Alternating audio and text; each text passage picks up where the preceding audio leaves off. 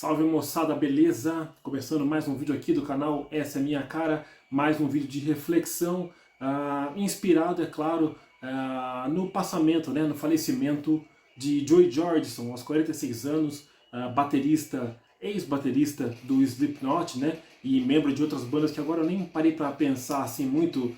Murder Dolls é uma delas, né, que ele chegou a formar, chegou a colocar em atividade durante os tempos de Slipknot ainda. Morreu no dia 26 de julho. Nossa, eu fui fazendo bem espontâneo mesmo esse vídeo, viu, cara? Ele morreu esses dias aí, o pessoal sabe, quem acompanha aí o mundo do rock aí, né? Principalmente do rock mais pesado, tá ligado aí, que foi na semana passada que o Joey Jordison morreu. Mas se eu tô falando aqui em falar as datas ou o nome de outras bandas que ele tocava ou tocou, né? Acho que eu tenho propriedade para falar sobre o que eu vivi, é óbvio, né? Sobre o que eu mesmo vivi com o Slipknot e sobre perda de ídolos como um todo. Esse aqui é o tema da minha reflexão, falar um pouco sobre a minha relação com o Slipknot e falar sobre os ídolos perdidos aí, né, cara, durante esses anos da minha convivência, né, com o rock aí desde 93, meados de 93. De lá pra cá, muitos caras aí realmente que a gente admira, às vezes pode não admirar pessoalmente, mas admira obviamente muitas das músicas que fizeram, né? Então eu lembro vamos até fazer uma cronologia aí, Kurt Cobain faleceu em 94, fazia menos de um ano que eu curtia rock, principalmente o Nirvana na época, e lembro que não tinha internet, né?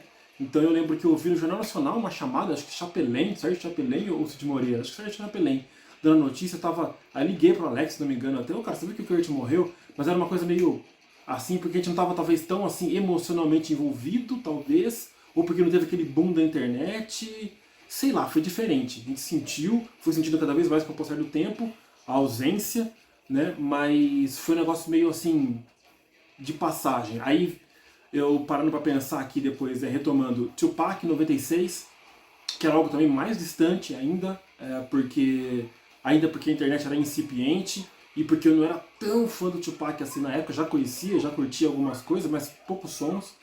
Então teve ele também. Aí depois de pouco tempo, Lane Staley, que é um cara também da nossa geração e tudo, né, de uma banda da nossa geração, que a gente acompanhou bastante. Teve aí recentemente, a gente foi trazer para mais recentemente aí Chris Cornell, Chester Bennington, Lane Staley. Aí aqui no Brasil a gente pode falar do Chorão, como tem como não falar, do Champignon. É muito louco isso, cara, quando você... Qualquer personagem, até vou sair um pouco do âmbito da música até para poder explicar o que eu quero dizer.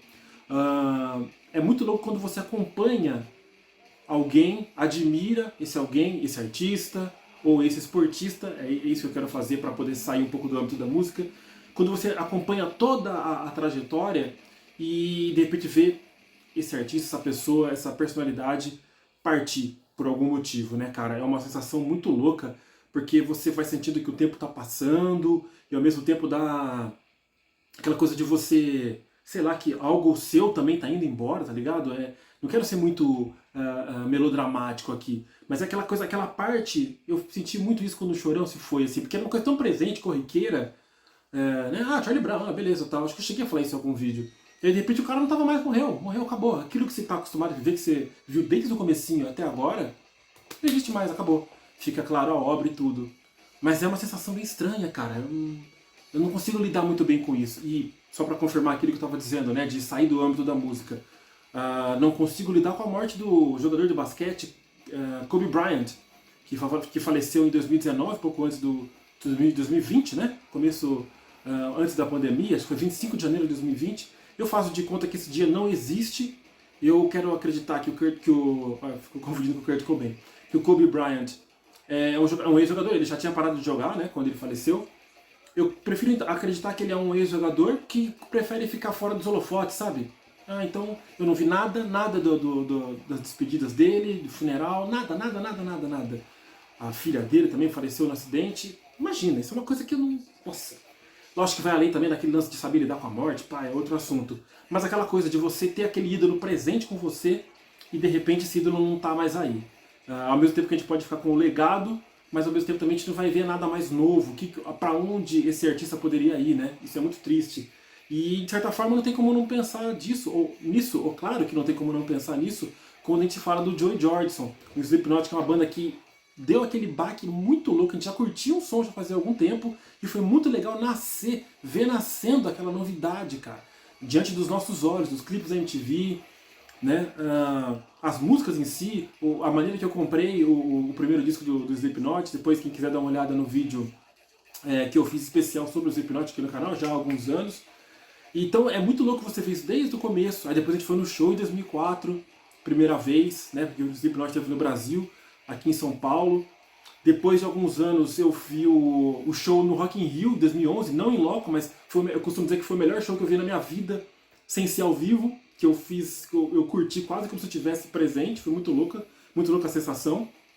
E depois eu vi o último show, eu descobri, eu não parei pra pensar nisso, o último show que o Joey Jordison fez com o Slipknot, eu estava presente no Monsters of Rock de 2013. Cara, que foda isso, que louco isso você parar pra pensar, né, cara? Muito louco nisso, você, então, essa sensação que eu tô dizendo, de você acompanhar toda a carreira. E, meu, sem falar que o Joey Jordison era um puta de um baterista, né, cara? Um monstro. Como não lembrar do episódio em que o Lars Ulrich passou mal, nunca ficou muito bem explicada essa história. Isso foi em 2005? Será que foi 2005, cara? Não tenho certeza. Procurei na internet depois. O Lars Ulrich passou mal antes de um show que o Metallica ia fazer, se não me engano era Donington, estou meio avoado, né? Ele ia fazer um show e tal, e ele passou mal, não pôde fazer esse show, passou mal no voo, inclusive, e vários outros bateristas. Um tal de Dave Lombardi tocou também, sabe? Alguns técnicos de bateria do Metallica, e o Joey Jordison. Especificamente eu me lembro de Creeping Death, tem um vídeo na internet dele tocando Creeping Death, sensacional. Então era incrível, né, cara, você acompanhar, foi incrível acompanhar toda a carreira, a genialidade do cara, o DVD, né, que eu tenho aqui e tal, aqueles falam de bateria, que a bateria virava e tudo mais. Era tudo muito incrível. E ele pequenininho, né, tem essa lance, o cara é pequenininho, mas é enorme como um músico, como um artista e tudo. Então foi muito foda, cara. Aí ele saiu, aí entrou no lance da doença dele, né, mielite transversal, ou transversa, desculpa, mielite transversa, uma doença que eu estava lendo agora, neuroimune, né, uma parada então que acho que sistema neurológico, que vai fazendo você perder força, perder movimentos. Puta negócio bizarro, que negócio foda, cara. Aí disse ele que foi por conta disso que ele foi realmente perdendo rendimento nas performances ao vivo. Diz a banda, sem deixar totalmente claro, que o problema era relacionado ao uso de drogas. A banda havia perdido o Paul Gray alguns anos antes porque ele tomava remédios para tentar ficar afastado do uso de drogas, sabe? Foi uma overdose desse remédio. Então a banda totalmente traumatizada com relação a isso. Então, se foi isso, se houve um problema com o abuso de drogas por parte do Joey, a banda teria demitido ele por conta disso. Então ficou esse contraponto. Não se sabe exatamente qual foi o motivo da saída dele da banda e não sabemos também o quanto ele foi afetado com a saída da banda. Lógico que ele ficou magoado, mas em que extensão? Não se soube nunca exatamente. E aí veio esse comunicado na última semana que ele faleceu dormindo. Realmente, eu também cheguei a ver uma notícia falando da TMZ, se não me engano, falando que não foi encontrado, a polícia não encontrou nenhum indício de substância química, de drogas ali no ambiente, na cena da morte dele. Então, mas é aquela coisa, né, cara, não vamos ficar especulando, isso aqui não é programa do Datena para ficar especulando causa da morte, detalhes mórbidos, né?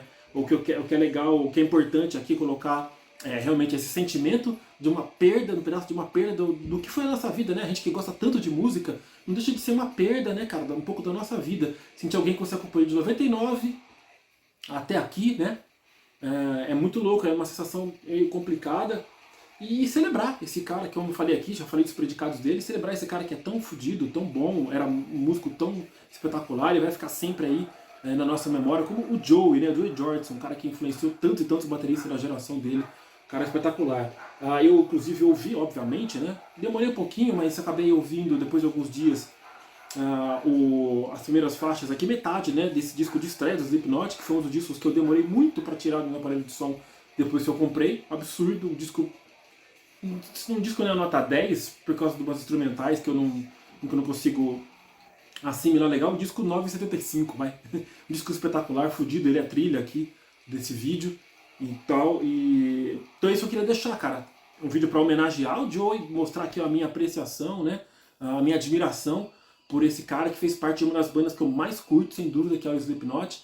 E colocar um pouco disso aí, né, cara? De como é difícil você acompanhar toda a carreira de um artista, de um esportista que você admira bastante, acompanha desde o começo ali e de repente não tá mais aí com a gente. Pensa nisso aí, o que vocês têm para falar sobre isso? E falem sobre os Slipknot, se vocês gostam. A galera que curte o canal, eu imagino que muitos têm uma identificação, uma relação com o Slipknot. Então quero que vocês, peço que vocês aí, se quiserem, façam suas colocações, beleza? É isso, galera, esse é o vídeo, essa reflexão aí que eu faço, esse vídeo da semana. Depois a gente volta, espero que com um vídeo um pouco mais alegre. Até mais então, é nóis.